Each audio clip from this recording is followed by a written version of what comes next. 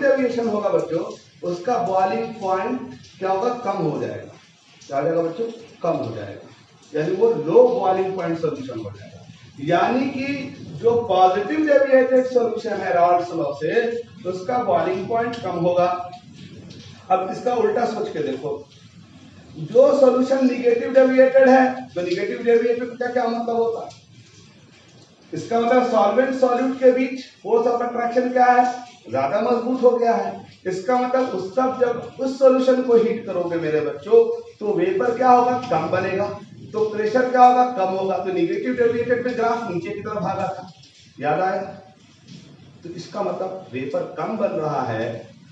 क्यों कम बन रहा है, क्योंकि दोनों के बीच अट्रैक्शन सॉल्वेंट सॉल्यूट के बीच पहले से और मजबूत हो गया है। तो इसका मतलब ये हुआ बच्चों कि जब वेपर कम बनेगा तो प्रेशर नीचे चला जाएगा, और प्रेशर नीचे जाने का मतलब होता है वेपर प्रेशर कि फिर उस सॉल्यूशन को बॉयल करने के लिए उसका टेम्परेचर बढ़ाना पड़ेगा। तो अच्छी तरह से समझ लो, जो पॉजिटिव डेविएटेड सॉल्यूशन होता है वो उसका बॉइलिंग पॉइंट हमेशा कम होता है, जो निगेटिव डेविएटेड सॉल्यूशन होता है उसका बॉइलिंग पॉइंट क्या होता है, ज्यादा होता है। अब चाहे पॉजिटिव डेविएटेड सॉल्यूशन हो या निगेटिव, हमको देखो, चाहे वो पॉजिटिव डेविएटेड सॉल्यूशन हो या निगेटिव डेविएटेड, एज़ोट्रॉपिक मिक्सचर तो हर हालत में बनेगा, क्योंकि जब भी सॉल्यूशन बनेगा तो एज़ोट्रॉपिक मिक्सचर तो बनना ही बनना है। तो अब अगर हम कहें लो बॉइलिंग पॉइंट एज़ोट्रॉप्स क्या होता है, तो हम क्या कहेंगे कि जो सॉल्यूशन रॉल्स लॉ से पॉजिटिव डेविएशन शो करेगा, क्या करेगा, रॉल्स लॉ से पॉजिटिव डेविएशन शो करेगा, उसका बॉइलिंग पॉइंट हमेशा कम होगा। इसका मतलब वो जब भी एज़ोट्रॉपिक मिक्सचर बनाएगा तो लो बॉइलिंग पॉइंट एज़ोट्रॉपिक मिक्सचर बनेगा। तो हम क्या बोलेंगे, लो बॉइलिंग पॉइंट एज़ोट्रॉप्स किसे कहते हैं, those solution which show positive deviation from Raoult's law। क्या, positive deviation from Raoult's law will form, क्या क्या करेगा बच्चों, low boiling point azeotropic mixture. ठीक है बच्चों, अब सोचो इसके एग्जाम्पल कौन होगा। जो रॉल्स लॉ का पॉजिटिव डेविएटेड का एग्जाम्पल है वो सब इसका एग्जाम्पल होगा, क्योंकि पॉजिटिव डेविएटेड में याद करो क्या था, वेपर ज्यादा बना था। क्यों बना था वेपर ज्यादा, क्योंकि सॉल्वेंट सॉल्यूट के बीच फोर्स ऑफ अट्रैक्शन क्या था, कमजोर हो गया था। क्यों कमजोर हो गया था, क्योंकि नेचर उल्टा था। ठीक है, याद है। तो अब बताओ कि उसका एग्जाम्पल मैंने क्या दिया था, एसीटोन और प्लस क्या था बच्चों, बेंजीन। ये एक एग्जाम्पल आपको पकड़ के याद रखना, ठीक है। बाकी एग्जाम्पल तो हम हजारों जोड़ सकते हैं इसमें। इसके अलावा इथाइल अल्कोहल और प्लस वाटर, ये सब लोग बॉइलिंग पॉइंट एज़ोट्रॉप्स बनेगा। ठीक है बच्चों, बात समझ में आ गई। तो अब सवाल कैसे पूछेगा, बोर्ड में तो सीधा सवाल पूछेगा, what do you mean by azeotropic mixture, give it by example. अब इस साल के जेई के 2020 का अगर क्वेश्चन उठा के देखोगे, जहां तक मुझे याद है, तो उसमें पूछा था कि 4 ऑप्शन दे दिया था मिक्सचर का, बोला था बताओ इसमें से लो बॉइलिंग पॉइंट एज़ोट्रॉप्स कौन बनाएगा। तो आदमी डबल मेहनत तो नहीं करेगा, जो आदमी दिमाग वाला होगा वो खुद सोच लेगा। जो आपने पॉजिटिव डेविएटेड सॉल्यूशन का एग्जांपल याद किया है, वही एग्जांपल इस पे फिट हो जाएगा, क्योंकि जो पॉजिटिव डेविएटेड होगा वो लो बॉइलिंग पॉइंट सॉल्यूशन बनाएगा, और वो लो बॉइलिंग पॉइंट बनाए या हाई बॉइलिंग पॉइंट एज़ोट्रॉप्स तो हर को बनाना है। ठीक है बच्चों, बात समझ में आ गई। अब आइए, अब अगर हम कहें बताइए high boiling point azeotropic mixture कौन होगा, तो आप खुद सोचेंगे, खुद डेफिनेशन लिखेंगे। क्या लिखेंगे, दो solution which show negative deviation from Raoult's law, from Raoult's law will form high boiling point azeotropic mixture. ठीक है बच्चों, बात समझ में आ रही है। और इसका एग्जाम्पल कौन होगा? जैसे H2O प्लस HO3 का मिक्सचर। ठीक है बच्चों, बात समझ में आ गई? एक एग्जाम्पल दे रहा हूं मैं, और मैंने आपसे क्या कहा बच्चों, एग्जाम्पल आप कितना भी रटेंगे भूल जाएंगे।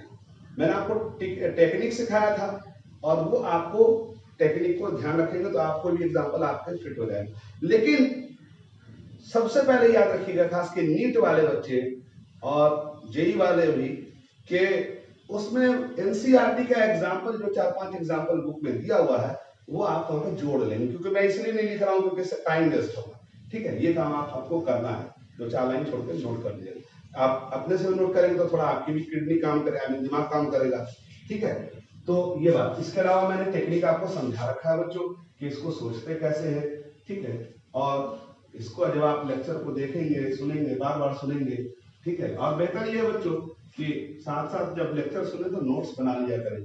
एक बार मैं फिर से याद दिला दूं, जिसका सॉल्यूशन चैप्टर का first lecture, second lecture, third lecture में 3A और 3B जिसका छूटा हुआ है, वो FMQ के साइट पे ना जाकर के डॉक्टर SQ रजा करके केमिस्ट्री क्लासेस पे जाके आप सर्च मारेंगे तो मिल जाएगा। ठीक है, या मैंने व्हाट्सएप भी कर रखा है साइट पे, है ना, तो उस पर आप देखेंगे, पीछे क्लिक करके देखेंगे, वो आपको मिल जाएगा। ठीक है बच्चों, अब आइए हम लोग आगे बढ़ते हैं। अब हम लोग नया टॉपिक शुरू करेंगे, कॉलिगेटिव प्रॉपर्टी। कौन सी प्रॉपर्टी बच्चों? Colligative property of solution. ठीक है बच्चों, कॉलिगेटिव प्रॉपर्टी, इसका दूसरा नाम है डेमोक्रेटिक प्रॉपर्टी। Democratic property. ठीक है, अब इस नाम से पता लगा, डेमोक्रेसी का वर्ड तो आपने सुना होगा। ठीक है, डेमोक्रेसी क्या होती है? प्रजातंत्र जिसको बोलते हैं। आपको पता है इंडिया में गवर्नमेंट किसकी है? बीजेपी की गवर्नमेंट है। तो मतलब कहीं भी जब गवर्नमेंट बनती है तो वो क्या करता है, जो इंसान होते हैं, जो पब्लिक होती है, वो डिसाइड करती है। जिसके फेवर में ज्यादा पब्लिक होगी तो उसी का गवर्नमेंट बन जाएगा। तो उसी तरह से ये वर्ड डेमोक्रेसी है, और ये वर्ड का वही मतलब है जो अभी हमने आपको पॉलिटिकली समझाया। तो यही बात यहां पर भी अप्लाई करना है। जो सोल्यूशन होते हैं, तो सोल्यूशन के अंदर जो सॉल्यूट के जो नंबर ऑफ मॉलिक्यूल्स होते हैं, ठीक है, वो सॉल्यूशन के प्रॉपर्टी को गवर्न करते हैं। जैसे फॉर एग्जांपल, इसको एग्जांपल से समझें। जैसे हमने कहा था कि प्योर पानी 100 डिग्री पे बॉयल करता है, बोलो, लेकिन अगर उसमें चीनी मिला दें तो जरा दिमाग लगा के सोचो, जितना ज्यादा चीनी मिलाएंगे क्या होगा? उतना सरफेस एरिया पानी का क्या होगा? बोलो बोलो, कम हो जाएगा। सरफेस एरिया कम होगा तो फिर क्या होगा? रेट ऑफ वेपराइजेशन कम हो जाएगा। रेट ऑफ वेपराइजेशन कम होगा तो फिर क्या होगा मेरे लाल? वेपर प्रेशर कम हो जाएगा। तो वेपर प्रेशर कम हो जाएगा तो ध्यान से देखना, वेपर प्रेशर इसका मतलब अमाउंट ऑफ सॉल्यूट पे डिपेंड किया। बोलो, वेपर प्रेशर किस पे डिपेंड किया? अमाउंट ऑफ सॉल्यूट पे। और जब वेपर प्रेशर कम हो गया तो डेफिनेटली बॉइलिंग टेम्परेचर बढ़ जाएगा। मैंने आपसे कहा था ना, प्योर वाटर 100 डिग्री पे बॉयल करता है, लेकिन अगर 100 ग्राम चीनी डाल दें, अगर किसी पानी में 200 ग्राम चीनी डाल दें, और अगर 1 लीटर पानी में 300 ग्राम चीनी डाल दें, तो सबसे ज्यादा बॉइलिंग पॉइंट किसका होगा? जिसमें ज्यादा चीनी होगा। जिसका मतलब बॉइलिंग पॉइंट जो होता है, बॉइलिंग पॉइंट का जो इंक्रीमेंट होता है, वो चीनी के मॉलिक्यूल्स के नंबर पे डिपेंड किया। तो जो प्रॉपर्टी सॉल्यूशन की अमाउंट ऑफ सॉल्यूट पे डिपेंड करती है, या number of molecules of solute पर डिपेंड करती है, उसी प्रॉपर्टी ऑफ सॉल्यूशन को हम लोग क्या कहते हैं बच्चों? Colligative property. और क्योंकि अमाउंट का मामला है तो अमाउंट प्रजातंत्र, डेमोक्रेसी, इसलिए इसको डेमोक्रेटिक प्रॉपर्टी भी बोलते हैं। तो हम क्या बोलेंगे? Those property of solution, those property of solution which depends upon number of solute molecules।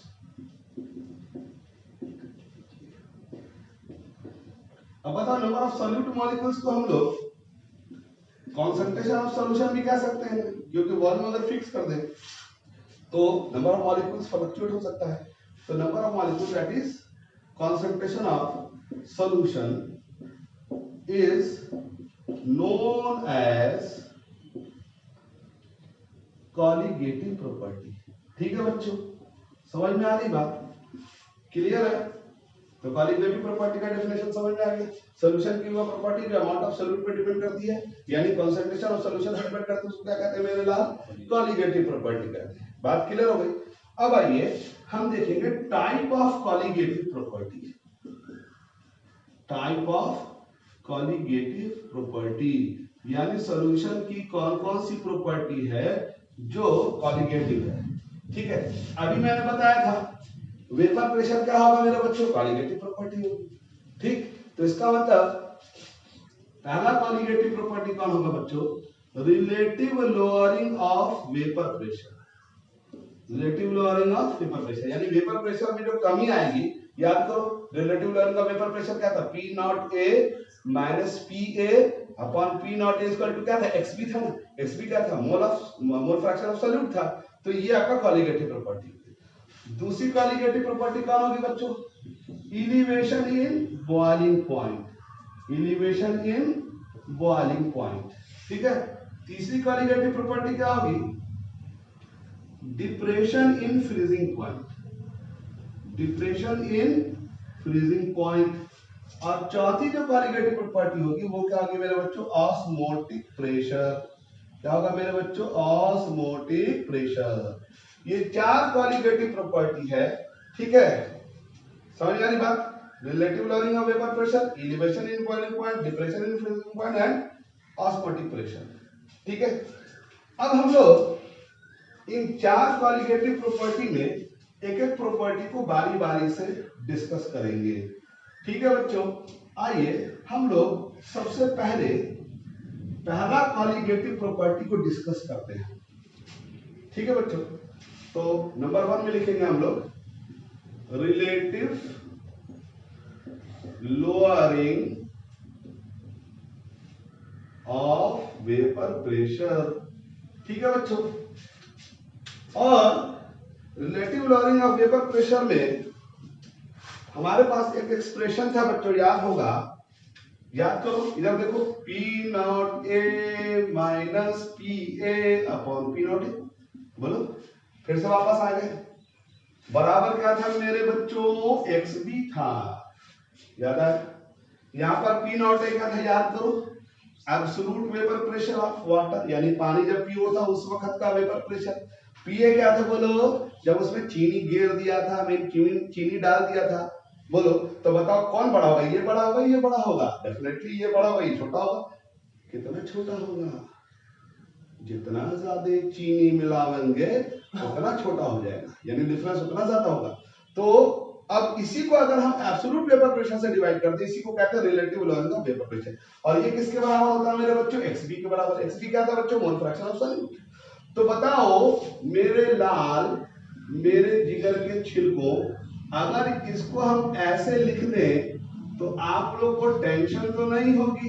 बोलो, ऐसे तो लिख सकते हैं क्योंकि mole fraction mole upon total mole होता है। बोलो, अगर हम इसको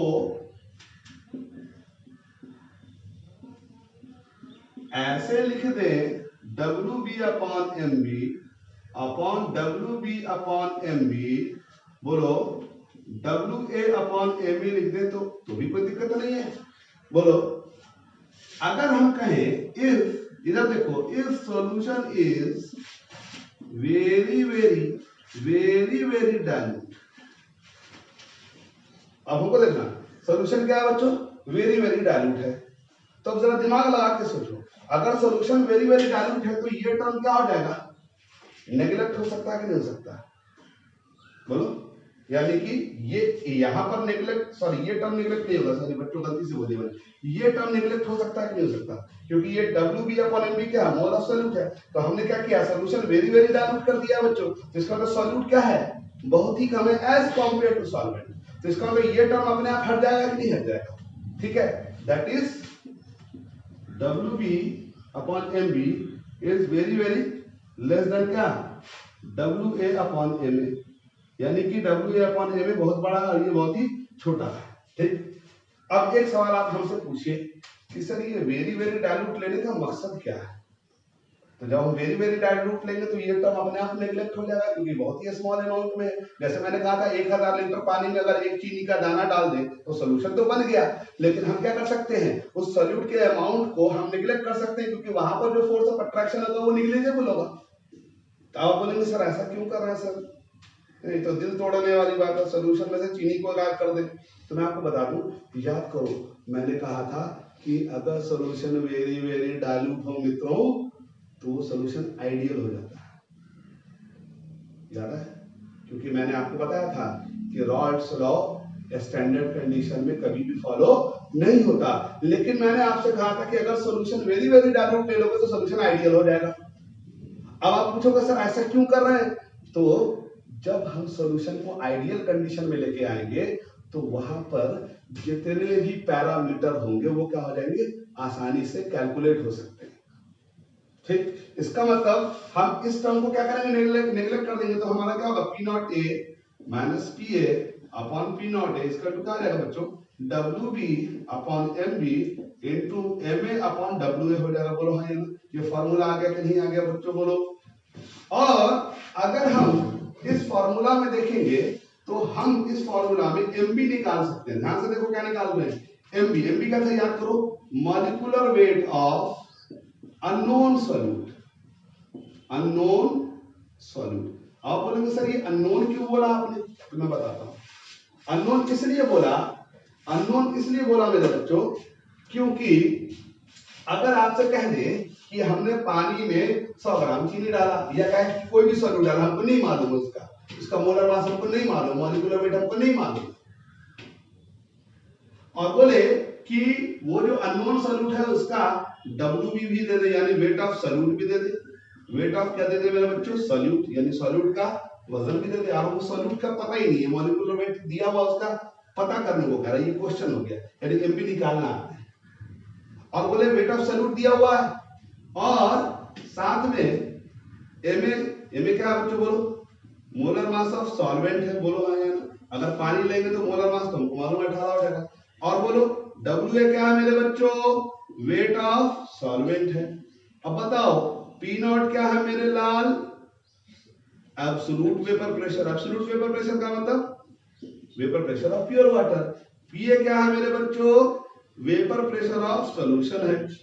तो अब बताओ कि अगर आपसे सवाल पूछ दे कि एक अननोन सॉल्यूट है, उसका हमने 50 ग्राम, ठीक, 100 ग्राम पानी में डाला, ठीक, और बोले कि भाई पहले वेपर प्रेशर पानी का इतना था, अब इस सॉल्यूट पे डालने से अब इतना हो गया वेपर प्रेशर, तो बताओ उस सॉल्यूट का मोलर मास क्या होगा या मॉलिक्यूलर वेट क्या होगा। तो हम इस फार्मूला से निकाल सकते हैं कि नहीं मित्रों, निकाल सकते हैं ना। इसका मतलब ये फार्मूला क्या है मेरे बच्चों, ये फार्मूला मॉलिक्यूलर मास निकालने का है अननोन सॉल्यूट का।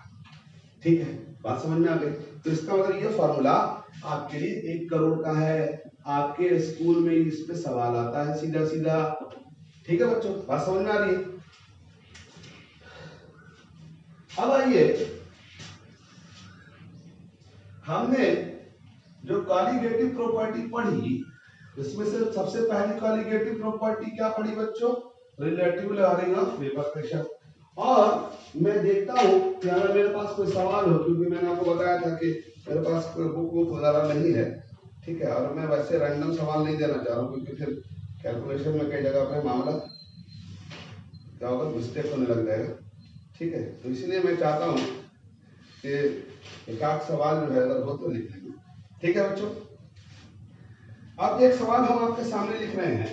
ठीक है, क्वेश्चन है कि 5 ग्राम ऑफ अननोन सॉल्यूट, ठीक है बच्चों,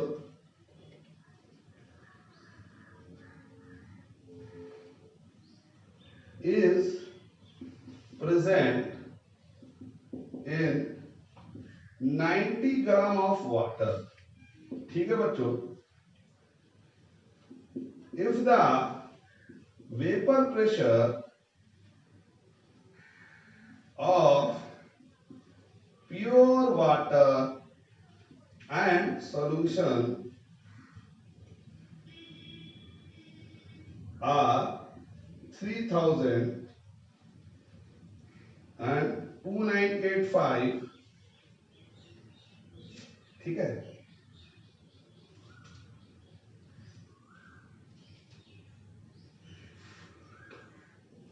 ATM respectively, then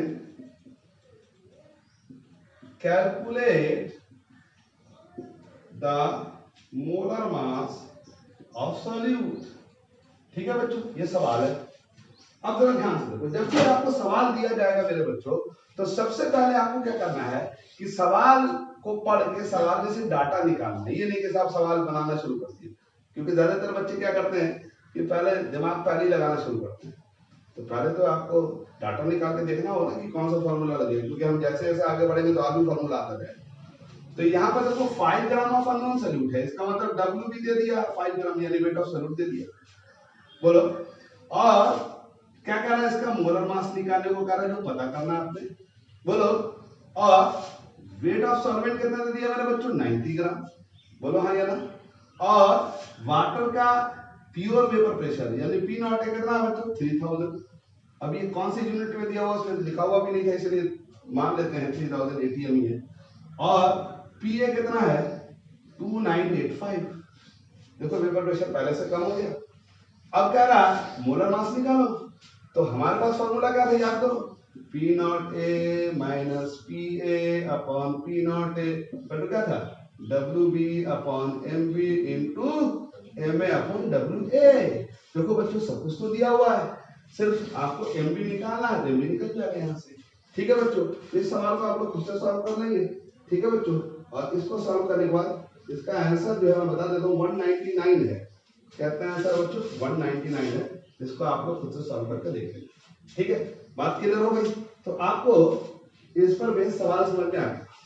अब देखो बच्चों, जब नीट में सवाल आता है तो सवाल नीट में कई बार सीधा सीधा भी आ जाता है, डायरेक्ट फॉर्मूला बेस्ड भी आता है। ठीक है बच्चों, और कई बार जो है वो सवाल को थोड़ा घुमाने लग जाता है। ठीक है, अब सवाल को कैसे कैसे घुमा देगा, जैसे मैं एक एग्जांपल देता हूं, 0.01 मोलर, 0.001 मोलर, 0.0001 मोलर। ठीक है, बोलेगा कि ये यूरिया का सॉल्यूशन है या शुगर का सॉल्यूशन है, इसके रिलेटिव लोअरिंग के आधार पर सजाई है। रिलेटिव लोअरिंग का मतलब, ध्यान से देखो, रिलेटिव लोअरिंग का मतलब वेपर प्रेशर में कमी कितनी होगी। तो रिलेटिव लोअरिंग बताओ, इसमें सबसे ज्यादा कॉन्सेंट्रेटेड सॉल्यूशन कौन है, पहला वाला, क्योंकि देखो ये 0.01 है, इसका तो यहाँ यूरिया ज्यादा है, इसका मतलब इसका वेपर प्रेशर क्या होगा, रिलेटिव यानी वेपर प्रेशर सबसे कम होगा। नहीं क्यों, क्योंकि इसमें कॉन्सेंट्रेशन क्या होगा, मैक्सिमम, और यहाँ कॉन्सेंट्रेशन मिनिमम है। तो इसका मतलब अगर हम मान लो कि ये ए सॉल्यूशन है, ये बी सॉल्यूशन है और ये सी सॉल्यूशन है, और तीनों यूरिया का है, तो बोलेगा इसको रिलेटिव लोअरिंग के आधार पर सजाओ। तो बताओ सबसे ज्यादा रिलेटिव लोअरिंग किसका होगा, जिसमें वेपर प्रेशर सबसे ज्यादा कम होगा। तो इसका मतलब कि ए वाले का रिलेटिव लोअरिंग सबसे क्या होगा, क्या होगा, सबसे कम होगा, यानी ए रिलेटिव लोअरिंग में सबसे कम होगा। फिर कौन होगा बच्चों, बी, और फिर कौन होगा, फिर कौन होगा, सी होगा, क्योंकि जैसे तो कॉन्सेंट्रेशन घट रहा है, यहाँ पर एक जीरो और बैठाना पड़ेगा। ठीक है, अब आइए, ये हुआ रिलेटिव लोअरिंग। लेकिन अगर इसी सवाल में कह देगा वेपर प्रेशर के आधार पर सजाओ, फर्क समझ लो। रिलेटिव लोअरिंग का मतलब जितना ज्यादा सॉल्यूट होगा उतना वेपर प्रेशर क्या होगा, नीचे जाएगा। तो इसका मतलब उसका एलिवेशन, रिलेटिव लोअरिंग उतना ज्यादा होगा।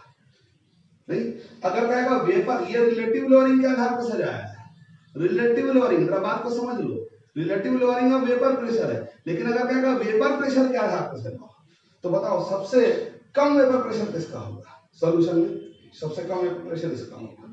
नहीं, सबसे कम वेपर प्रेशर किसका होगा, इसका, यानी कि ए सबसे छोटा होगा और बी से, यानी सबसे बड़ा जो वेपर प्रेशर इसका होगा।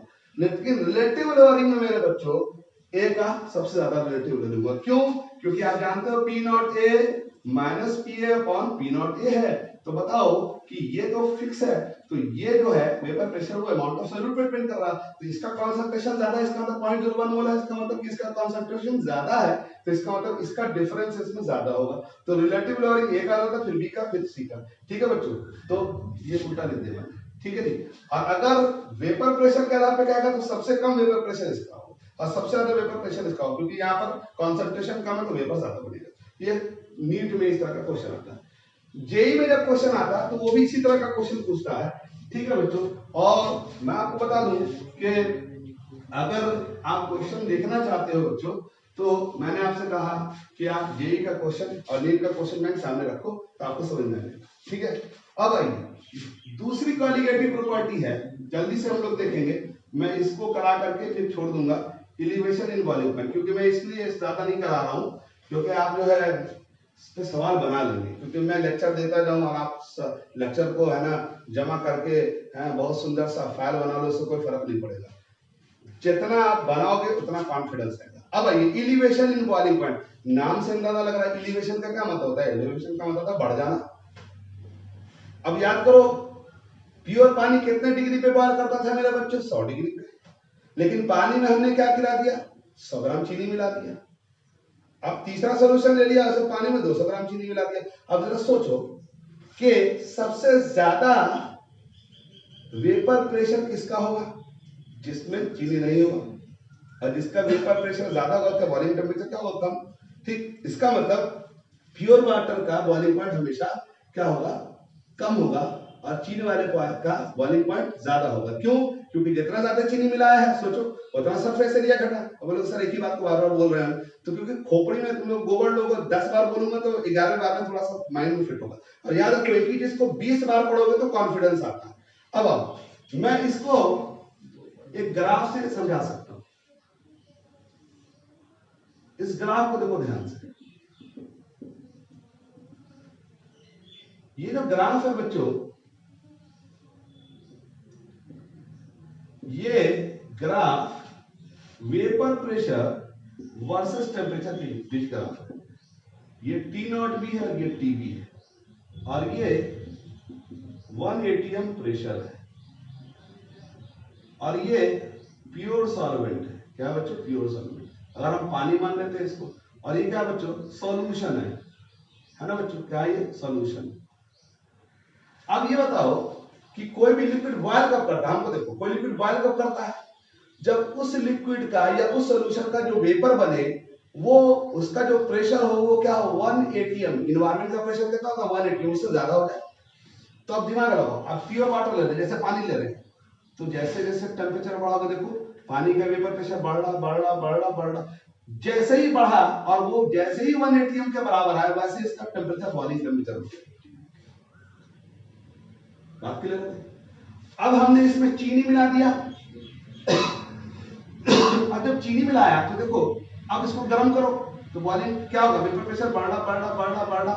अब वो वेपर प्रेशर इस टेम्परेचर पे जाकर के बॉइल किया। अब बताओ पहले के कंपैरिजन में बॉइलिंग टेम्परेचर देखो बढ़ा बढ़ा कि नहीं बढ़ा, यानी ये ग्राफ कितना, ये टेम्परेचर कितना आगे बढ़ेगा वो डिपेंड करेगा चीनी पे। जितना ज्यादा हमको देखो, जितना ज्यादा चीनी मिलाएंगे उतना सरफेस एरिया कम होगा, उतना रेट ऑफ वेपराइजेशन कम होगा, उतना वेपर प्रेशर कम होगा, तो बॉइलिंग टेम्परेचर उतना बढ़ जाएगा। इसका मतलब है कि ये दोनों का जो टेम्परेचर का जो डिफरेंस इसको कहते हैं डेल्टा टीवी। क्या कहते हैं बच्चों, डेल्टा, इसको स्मॉल बी से लिख दे रहे हैं, डेल्टा टीवी कहते हैं। इसी को कहते हैं elevation in boiling point. Elevation in क्या कहेंगे बच्चों, बॉइलिंग पॉइंट, यानी एलिवेशन कितना होगा वो डिपेंड करेगा चीनी कितना ज्यादा। अब बताओ इसका मतलब हम इसको ऐसे लिख सकते हैं ना बच्चों, delta TV directly proportional to M लिख सकते हैं कि नहीं लिख सकते, क्योंकि जो एलिवेशन है बॉइलिंग पॉइंट का वो मोलिलिटी पे तो डिपेंड करेगा। मोलिलिटी क्या, कंसंट्रेशन है। अब कंसंट्रेशन क्योंकि टेम्परेचर लेना तो यहाँ पर टेम्परेचर इंडिपेंडेंट पैरामीटर को इस्तेमाल करना है, तो हमने मोलिलिटी को इस्तेमाल कर दिया। अब बताओ delta TV directly proportional to M, M क्या है मेरे बच्चों, मोलिलिटी। मोलिलिटी याद है ना, मोलिलिटी का फार्मूला बोलो, WB into 1000 upon MB into WA। देखो फिर आ गया। अब डेल्टा टीवी बराबर क्या लिख सकते हैं बच्चों, केबी इंटू एम। बोलोगे सर ये क्या बला है सर, तो केबी जो होता है इसको कहते हैं molar elevation constant. Molar elevation constant, या इसी को हम लोग इब्लियोस्कोपिक कांस्टेंट भी बोलते हैं, इब्लियोस्कोपिक कांस्टेंट भी बोलते हैं। और जो केबी जो होगा ध्यान से देखना, ये किसके बराबर होगा, डेल्टा टीवी के बराबर होगा।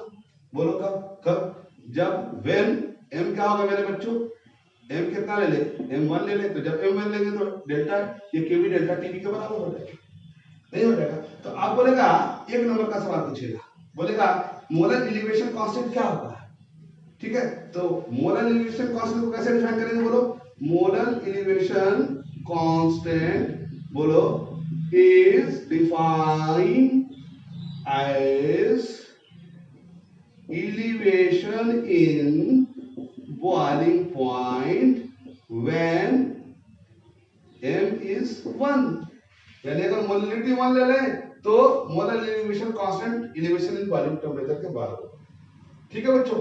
अब बताओ कि हमारे पास फार्मूला क्या था बच्चों, डेल्टा टीबी इक्वल टू क्या था बच्चों, केबी इनटू एम था। अब बोलो यहाँ पर m का वैल्यू कितना होता है, अभी हमने लिखा था डब्ल्यू बी इंटू 1000 अपन बोलो एम बी इंटू क्या था मेरे बच्चों डब्ल्यू में। अब इसको यहाँ पुट कर दो तो डेल्टा टीबी बराबर क्या होगा, बोलो K B into W B into 1000 upon M B into W. बोलो आ गया कि नहीं आ गया। अब ध्यान से देखो अगेन, देखो यहाँ एम बी निकल जाएगा। एम बी क्या था, अभी मैंने पिछले रिलेटिव लर्निंग और वेपर प्रेशर में भी एम बी निकाला है। तो देखो इस एम बी को यहाँ लाएंगे तो डेल्टा टी बी यहाँ चला जाएगा। इसका मतलब हमारा एम बी का अगेन वही बात, एम बी क्या, molar mass of unknown solute. बोलो हाँ या ना, बोलो डब्ल्यू बी क्या है मेरे बच्चों, वेट ऑफ सॉल्यूट। बोलो हाँ या ना मेरे लाल, बताओ इसके अलावा डब्ल्यू ए क्या है, वेट ऑफ सॉल्वेंट। बोलो हाँ या ना। और डेल्टा टी बी क्या है मेरे होनहार बालकों, एलिवेशन इन बॉइलिंग पॉइंट। या तो डायरेक्ट एलिवेशन दिया रहेगा बॉइलिंग टेम्परेचर, या फिर क्या रहेगा इनिशियल बॉइलिंग टेम्परेचर और फाइनल बॉइलिंग टेम्परेचर दिया रहेगा। तो दोनों का जो डिफरेंस होगा वही एलिवेशन होगा। बोलेगा पहले वाटर का इतना था 100 डिग्री था, अब 100 ग्राम चीनी मिला दिया तो वाटर का 100.5 डिग्री हो गया, तो वो डिफरेंस जो होगा वो 0.5 डिग्री के बराबर होगा, तो वो एलिवेशन हो जाएगा। ठीक बात समझ में, तो यहाँ एमबी निकल जाएगा, जैसे पहले एमबी निकाला वैसे एमबी निकाला। हम चारों कॉलिगेटिव प्रॉपर्टी में बच्चों एमबी ही निकालेंगे। एमबी क्यों निकाल रहे हैं, क्योंकि मोलर मास अननोन सॉल्यूट का पता कर लेंगे तो सॉल्यूट का मोलर मास हमको पता चल जाता। अब बोलेंगे सर ये केबी का वैल्यू क्या होगा, तो केबी जो होता है MAR TB square upon del H vaporisation into 1000 होता है। बोलो क्या होता है, MAR TB square del H vaporisation into 1000। बोलो सर ये फार्मूला कहां से लाया, तो हमको ये नहीं जानना ये फार्मूला कहां से आया, बस आपको ये वैल्यू याद रखना है MAR TB square upon del H vaporisation into 1000 होता है। बोलो सर ये फार्मूला तो बहुत खतरनाक है, तो मैं आपको इसका तरीका बता देता हूं। MAR मार के टब में डाल, कैसे याद करेंगे, मार के टब में डाल, ठीक है, डेल एच वेपराइज यानी वेपराइज कर और 1000 से गुना कर दे, मार के टब में डाल डेल एच वेपराइजेशन इनटू 1000 कर देना। ठीक है बच्चों, बात समझ में आ रही। MAR MA क्या होगा, सोचो MA क्या होगा, बोलो मोलर मास किसका, ऑफ सॉल्वेंट, सॉल्यूट नहीं हो सकता ना, ये टर्म लिया। R क्या है मेरे बच्चों, गैस कांस्टेंट, बोलो, और TB क्या है, बॉइलिंग पॉइंट है, और डेल एच वेपराइजेशन क्या है, बोलो हीट ऑफ वेपराइजेशन या enthalpy of vaporisation, enthalpy of vaporisation है। तो बात समझ में आ गई बच्चों। तो यहां से अगेन हम क्या निकाल सकते हैं बच्चों, एमबी निकाल सकते हैं। ठीक, मार के टब में डाल टीबी स्क्वायर ध्यान रखना। और ये कई बार आपके एग्जाम में ये भी आ जाता है केबी का फार्मूला क्या होगा, कई बार नीट में ऐसे भी क्वेश्चन आ गया, तो क्योंकि ये छोटी सी बात है आदमी ध्यान नहीं रखता है, तो इसलिए इसको आपको ध्यान रखना। अब इस पे जो है हम लोग इस पे सवाल कैसे बना सकते हैं बच्चों, तो मैं देखता हूं कि इस पे अगर कोई सवाल मेरे पास है तो मैं इस सवाल को दे सकता हूं बच्चों। और वो सवाल जो है, एक सवाल है इसको मिटा दूं मैं, और इस सवाल को देने के बाद मैं इस लेक्चर को ओवर करूंगा, क्योंकि आप लोग महान लोग हो। वैसे प्रीवियस लेक्चर्स मैंने जो दिया होगा मुझे यकीन नहीं है कि उसको आपने पढ़ा भी होगा या सुना भी होगा, क्योंकि भी लॉकडाउन में आपकी खोपड़ी भी लॉकडाउन हो गई है ना, और घर पे बैठ के मस्ती मारने के अलावा कुछ बचा नहीं है। ठीक है, तो बेहतर है कि बच्चों पढ़ लो, क्योंकि जैसे ही लॉकडाउन खुलेगा तो ये नहीं कहेगा ना टीचर कि आपका लॉकडाउन खुल गया था अब आइए हम फिर से बिस्मिल्लाह करते हैं, क्योंकि सेशन जो है बहुत आगे निकल चुका होगा। तो इसलिए वो क्या करेंगे, या तो पूरा चैप्टर पढ़ाएंगे तो वो ऐसे लपेटेंगे ना, तो तुम बोलोगे सर ये तो कैसे लपेट रहे हैं, समझ में नहीं आ रहा। तो बेहतर है कि साथ साथ पढ़ लो, कम से कम रोज एक लेक्चर देख करके नोट साथ साथ बना दिया, ठीक है। और वैसे भी आपको पता है कि फरीद सर और मुस्तफा सर है ना अभी कम लेक्चर लोड कर रहे हैं, मेरा लेक्चर सबसे आगे चल रहा है ना, सुपर हिट हो रहा है, ठीक है। तो इसको जरा आप लोग नोट कर लीजिए। आइए मैं क्वेश्चन दे देता हूं, 12 ग्राम 12 ग्राम ऑफ यूरिया, ठीक है बच्चों, present in 100 gram water, then calculate boiling point। अब बताओ हम कैसे सोचेंगे, तो मैंने कहा सोचेंगे बाद में, सबसे पहले हम सवाल में से डाटा निकालेंगे। देखो 12 ग्राम क्या है यूरिया, इसका मतलब WB 12 ग्राम है, यानी यूरिया का वेट दिया हुआ। अब यूरिया का फॉर्मूला तो मालूम नहीं होगा, बोलोगे सर हाय अल्लाह हमको तो ये भी नहीं मालूम, तो इसके लिए तो फिर आप याद कर ले 60 होता है, ठीक है, ये फॉर्मूला होता है। और कितना पानी है बच्चों, 100 ml, कितना 100 ग्राम है सर, तो W दे दिया। अब वाटर का मोलर मास तो हमने मालूम ही है, बोलो कितना होता है, 18 होता है। अब बताओ बॉइलिंग टेम्परेचर निकालने का, तो बॉइलिंग टेम्परेचर कैसे निकालेंगे, जब डेल्टा टीवी निकालेंगे तभी ना बॉइलिंग टेम्परेचर निकलेगा। तो अब बताओ डेल्टा टीवी बराबर क्या था formula, KB into WB into 1000 upon MB into WA था, याद करो। तो डेल्टा टीवी यहां से निकल जाएगा, केबी कितना रख देंगे बोलो, केबी दिया हुआ नहीं है, बोले सर केबी तो दिया हुआ नहीं है, तो वाटर का केबी जो होता है 1.52 होता है बच्चों, कितना होता है बच्चों 0.52, याद रखना है। केबी का वैल्यू कितना होता है 0.52। आमतौर पे सवाल में दिया रहता है केबी, लेकिन अगर ना दिया रहे ध्यान रखिएगा कि 0.52 होता है किसमें बॉइलिंग टेम्परेचर ये होता है, ठीक है। और इसको याद रखिएगा।